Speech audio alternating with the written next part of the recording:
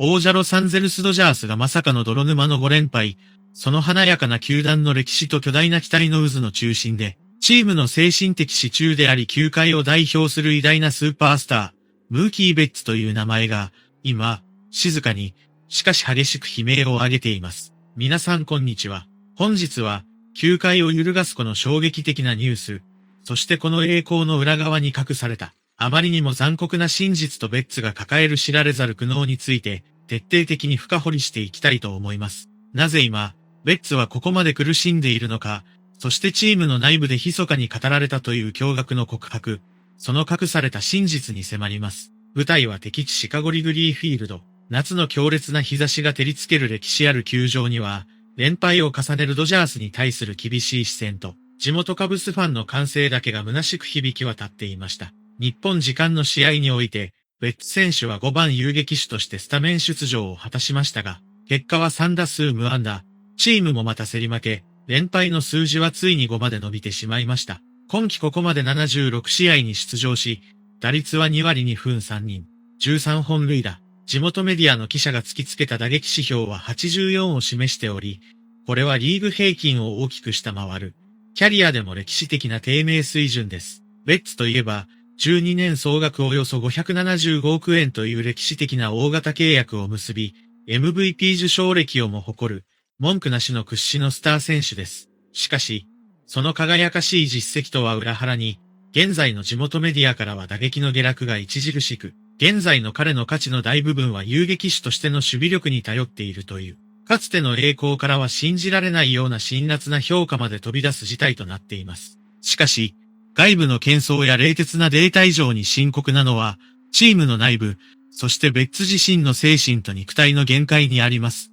関係者や内部のリークによって、ベッツが現在、深刻な身体的衰えと年齢的な限界に直面し、すでに引退さえも視野に入れているという衝撃的な事実が明らかになりました。彼はすでに、首脳陣、そしてチームの象徴である大谷翔平選手らに対して、自身の身体の限界と引退に関する胸中を密かに明かしていたのです。ベッツが語った言葉、それは何としてもドジャースでワールドシリーズ連覇、そして前人未到の3年連続の世界一を成し遂げたい。その目標を達成した後に、自分の身体、すなわち引退について真剣に考えたいという、あまりにも重く、そして強い覚悟に満ちたものでした。この告白を聞いたロバーツ監督は、温かい言葉を持ってベッツを包み込み、決して揺るがぬ信頼と励ましのメッセージを送り続けました。大谷翔平選手をはじめとするチームメイトたちもまた、ベッツが一日も早くその最高の輝きを取り戻せるよう、あらゆる面でサポートを惜しまず、チーム一丸となってこの危機に立ち向かおうとしています。ロバーツ監督がメディアの前で根本的な打撃のプロセスや状態は悪くない、強い打球も飛んでいると語り、どれほど不振にあえごうともベッツを使い続ける理由、その信頼の背景には、こうしたチーム内での深い絆と、彼が背負ってきた計り知れない重圧への理解があったのです。思い返されるのは、昨季の長い不調の最中に、ベッツ自身が思わずこぼした僕のシーズンはすでに終わってしまったというあまりにも切実な一言です。あの言葉の本当の意味を、ファンは今年のこの苦境の中で、もう一度深く噛み締めることになりました。果たして、世界中のファンはこのドジャースの5連敗とベッツの不振をどのように受け止めているのでしょうか。ネット上や現地スタンドから聞こえてくるファンの生々しい反応、そしてそこから見えてくる多角的な視点を紐解いていきましょう。リグリーの夜の冷たい空気の中で、ファンの間では様々な声が交錯しています。長いこと野球を見てきたけど、こんなに静かに沈んでいくチームの負け方は久しぶりだ。ベッツが無安打。嘘だと言ってくれという悲鳴に近い声。数字に目を向ければ、打率は2割2分台をうろつい、クリーンナップを任される打者として目を背けたくなる位置にあります。カブスファンが我が世の春とばかりに盛り上がる一方で、相手ベンチに座るベッツのどこか孤独な横顔が脳裏から離れないという声も少なくありません。ベッツが打てないと、チーム全体がこのままずるずる崩れていってしまうのではないかという不安は、海の向こうの米国だけでなく、遠く離れた日本の一ファンの心にも深く影を落としています。満水選手が死球で出た直後の初球を強襲して凡退したシーンを見つめながら、リアルタイムで膝から崩れ落ちたというファンの声。一方で、ベッツはもはや守備の人になってしまったのかという冷徹な指摘がネットの海を埋め尽くすこともありました。しかし、その打球そのものはこの日一番のスピードを誇っており、野手の正面を突くという不運が確かに混ざり合っていました。すべての低迷が実力の完全な崩壊ではなく、残酷な運の悪さも牙を向いているのです。その直後に相手打者にホームランを浴びてリグリーフィールドがそうさまとした瞬間、画面の前の全員が同じような深いため息をついたはずです。スタンドでは相手チームのホームラン球を投げ返して大盛り上がりする子供の横で、新世代のファンはベッツって昔は本当にすごかったんだよと聞かれて言葉に詰まる。そんな切ない光景も生まれています。地元記者が突きつけた打撃指標84という冷酷な数字。リーグ平均を100とするこの指標を大きく下回る現実を前に、ベッツのファンの間でも守備の話だけでごまかせる水準ではない。打力の下落が著しいという記事の言葉に反論の材料が見つからないという苦しさが広がっています。単なる一時的な下振れではなく、ここ数年ずっとこの傾向にあるという厳しい指摘。優しさのかけらもない論評でありながら、ファンとしても完全に否定しきれないジレンマがあります。思えば、過去にノロウイルスで激痩せし、そこから完全には体の力が戻りきっていないのではないかという肉体的な懸念も囁かれています。小さな無理の積み重ねが、今この瞬間にまとめて請求されているかのように見えるのです。打球速度が速い当たりの割合自体は結構高いという分析データもあり、打力の中身のすべてが死んでいるわけではないというかすかな希望の光にしがみつきたくなる気持ちも、ファンなら誰もが共感するところでしょう。ロバーツ監督が根本はいい状態で強打もできているとかばうのは、単なるリップサービスではなく、長く野球を見てきた人間としての経験則に基づいているのかもしれません。いい当たりが野手の正面ばかりに飛んでいく、そんな悪夢のような不運のサイクルから早く抜け出してほしいと誰もが願っています。考えてみれば、かつて外野の名手としてその名を轟かせた男が、33歳という決して若くない年齢で、遊撃手という野球界において最も過酷で繊細なポジションに挑み、毎日泥まみれになってあそこに立ち続けているという事実自体、衰えた人間にできる仕事ではありません。相手チームのベンチ側から見ても、ベッツの守備範囲は脅威であり、抜けたと思った打球が何度も彼のグラウンドさばきによって消されています。その足腰はまだ死んではいないのです。ワールドシリーズを制覇したあの歓声の真ん中にはいつもベッツの眩しい笑顔がありました。俺たちは確かにそれを見てきたのであり、それを簡単に忘れているわけがありません。過去の圧倒的な実績によって、この大型契約の大部分はすでに元を取っているという冷静な計算を載せる論者もいますが、怒りながらもスコアブックを引くその理屈っぽさの裏には、彼に対する深い愛情と期待の裏返しがあります。MVP まで獲得した男が、こんなところで終わるはずがないという強い信仰心に似た感情が、ファンを支えています。575億円という法外な契約額ばかりが一人歩きしていますが、彼がこのチームに運んできた勝利の文化とスピリットの価値は、数字の外側の領域にこそ存在しています。それを否定することは誰にもできません。ベッツがいるチームをずっと羨ましく思っていたからこそ、今の苦しそうな姿を最後まで笑い飛ばすことなど誰もできないのです。デビュー戦から必死に腕を振る投手陣が試合を懸命に作っているにもかかわらず、打線がそれに応えられないというもどかしい夜が続いています。デビュー戦に優しくないドジャースというネットの書き込みに思わず苦笑し、そして少しだけ涙が出る。敵地での厳しいブーイングの嵐の中で淡々と仕事をこなす新人たちの姿が眩しいだけに、打線の中沈黙する主軸の姿が余計に切なさを増幅させます。敵チームのファンであっても、ベッツは憎めない、本当にいい選手だ。でもお願いだからドジャース戦ではこれ以上打たないでくれと複雑な感情を抱かせるほどの人間的魅力が彼にはあります。僕のシーズンはすでに終わってしまったという昨季の長い不調の中で本人が漏らしたあの言葉の重さを、今年もう一度噛み締めているファンも少なくありません。あの言葉を吐いた男が、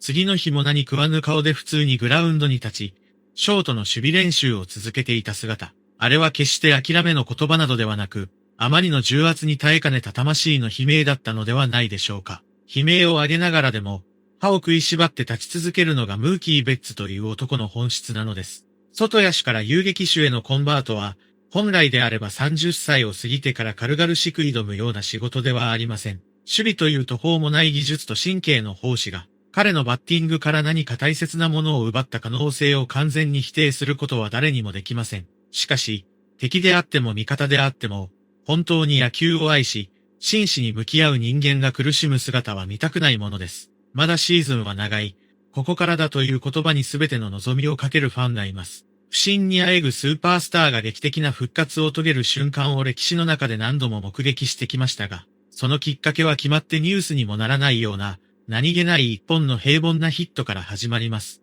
その奇跡の一度を黙って信じて待つこともまた、ファンの重要な仕事なのです。ポストシーズンでの爆発を心の底から信じているという声は、どんなに激しい罵詈雑言や批判の隣にも必ずそっと置かれています。ファンは誰も、彼の見捨て方を知らないのです。10月に再び大舞台で顔を合わせるかもしれない。その時こそは、万全の状態のベッツと正面から勝負がしたい。最高の状態の王者を打ち破ってこそ意味があるというライバルたちの声も、彼の偉大さを物語っています。打てても打てなくても、昨日のヒーローも、今日のヒーローも、そして明日のヒーローも、ずっとムーキー・ベッツであることに変わりはありません。ここで、1992年生まれという同世代の選手たちとの比較、そして近年の MLB におけるベテラン野手たちの動向という広い視野から、ベッツの現在地をさらに深く分析してみましょう。ベッツは1992年10月7日生まれの33歳。同じ1992年生まれの大物野手たちに目を向けると、アーロン・ジャッジ、ブライス・ハーパー、マニー・マチャド、ホセ・ラミレスといったそうそうたる面々が名を連ねています。また、チームメイトであるテオスカー・ヘルナンデスも同じく1992年生まれです。彼らの現在地を見渡してみると、未だに全盛期の輝きを保ち怪物的なパフォーマンスを発揮し続ける選手もいれば、徐々にプレースタイルの変化を余儀なくされ下降期に入っている選手、あるいはかつての爆発力が陰りを見せ始めている選手など、キャリアの曲がり角において様々な明暗が分かれています。これらの同世代の頂点に立つ野手たちと比較したとき、ベッツが直面している苦悩は単なる個人の不調ではなく、現代野球における超一流打者が避けて通れない肉体の変革期とポジションの過酷さのダブルパンチであることが見えてきます。さらに驚くべきは、ベッツより3歳年上である1989年生まれのフレディ・フリーマンが、今なお端攻守においてチームを牽引し、勝負強いクラッチヒッターとしての存在感を全く衰えさせずに発揮している事実です。このフリーマンの健在ぶりと比較されることで、ベッツの打撃における不振や苦境がより際立ってしまっているのもまた、ファンやメディアが議論を熱くする要因となっています。ベッツはもともと小柄な体格でありながら、優れた身体能力と技術で年間30本前後のホームランを放つことができる魅力を持っていましたが、本来的な意味での天性の長距離砲巨漢スラッガーではありません。それゆえに、年齢とともにパワーやスイングスピードの微細な変化が生じた際、無理に長打を狙うスタイルや、力みが生じた打撃スタイルをそのまま継続することが、現在の低迷を招いている根本的な原因の一つではないかと指摘する専門家やファンの声には説得力があります。監督やコーチ陣が今の君に最も求められているのは、派手な一発ではなく確実につなぐバッティングだと優しく、かつ的確に方向転換を促すことが、ベッツの精神的な負担を軽減し、本来の輝きを取り戻すための最大の鍵になるのかもしれません。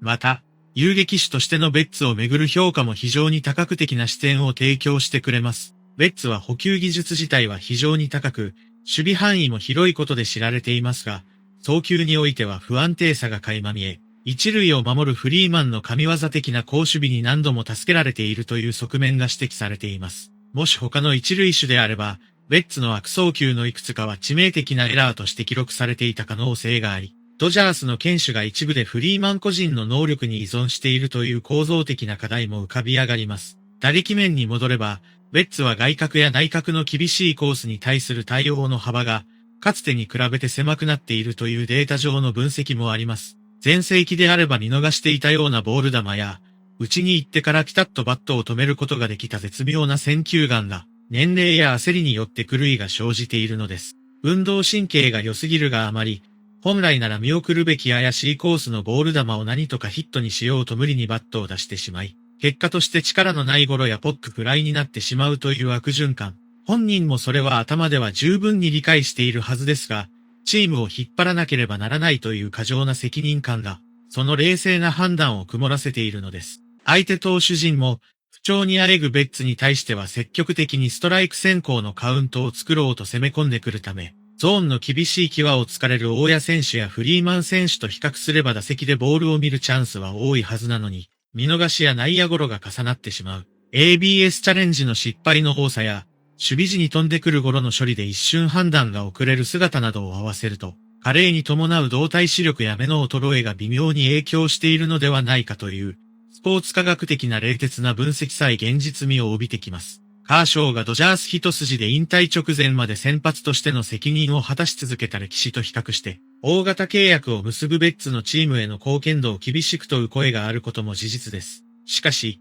球団が結んだ長期大型契約の弊害と恩恵のバランスの中で、ベッツがこれまでチームにもたらした無形の価値、そして現在直面している引退の覚悟を秘めた告白の重みを前にすれば、単なる数字だけの批判はあまりにも表面的に過ぎることがわかります。もし仮に打撃の復調が見込めない場合、将来的にベッツがロハス選手のように守備のユーティリティとしてチームを献身的に支えるポジションへと移行していく可能性も、チームの世代交代のプロセスの中で十分に考えられます。それでもなお、ファンの記憶に焼き付いているのは、泥臭くチームのために戦い、笑顔でワールドシリーズの頂点に立った彼の姿です。批判の嵐の裏側で、彼を信じ続け、その復活の瞬間を心待ちにするファンの熱い思いがある限り、ムーキー・ベッツという偉大なアスリートの物語は、まだ終わりを迎えることはありません。歴史的な黄金期を無駄にしないために前進を続けるドジャースという巨大な組織の中で、ベッツが自らの限界と向き合い、未来の勝利のために流す汗と涙の重みこそが、今、すべての野球ファンを引きつけてやまない最もドラマチックな真実なのです。